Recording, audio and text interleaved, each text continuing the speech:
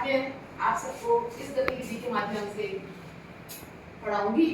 गतिविधि का नाम है जयपुर के राजा की वाह भाई वाह। इस गतिविधि के बहुत फायदे हैं। एक तो हमारा मनोरंजन होता है, कि दूसरा हमारा जो बोलने की क्षमता होती है वो बढ़ती है। हम बड़े बड़े वाक्यों को आसानी से बोल पाते हैं। हमारे उच्चारण की जो कमियां होती हैं वो दूर हो जाती हैं। और इसमें जो अलंकार प्राप्त होता है वो मैं लास्ट में बताऊंगी कि इस गतिविधि से हम कौन सा अलंकार सीख रहे हैं। तो आइए गतिविधि शुरू करते हैं। पहले एक पंक्ति मैं बोलूंगी, दूसरी पंक्ति आप लोग बोलेंगे, तालियां साथ में बजाएंगे। पहले मैं ताली बजाऊंगी, फिर जब आप लोग बोलेंगे तालियां बजाएंगे और उस गतिविधि को शुरू करेंगे। तो ठीक है, शुरू करते हैं। गतिविधि कौन सी है? जयपुर के राजा की वाह। स्टार्ट।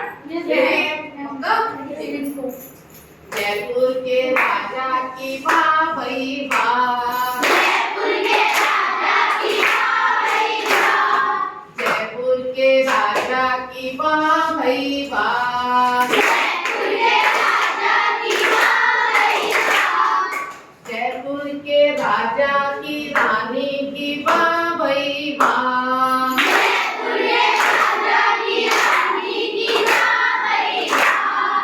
जयपुर के राजा की रानी की बेटी की वाह भाई वाह। जयपुर के राजा की रानी की बेटी की वाह भाई वाह। जयपुर के राजा की रानी की बेटी की दासी की वाह भाई वाह। जयपुर के राजा की रानी की बेटी की दासी की वाह भाई वाह। जयपुर के राजा की रानी की बेटी की दासी की बिल्ली की वाह भाई वाह।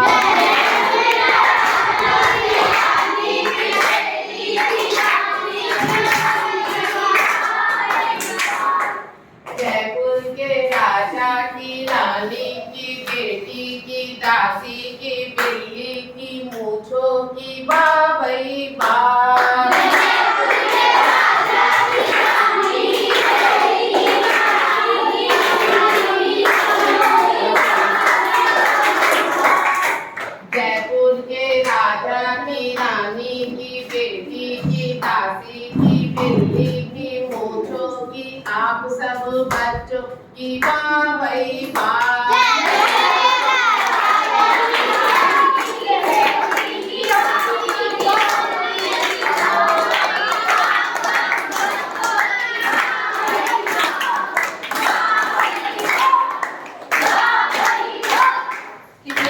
ये भी हमारी गतिविधि जयपुर के राजा की वाह भाई वाह कैसी लगी?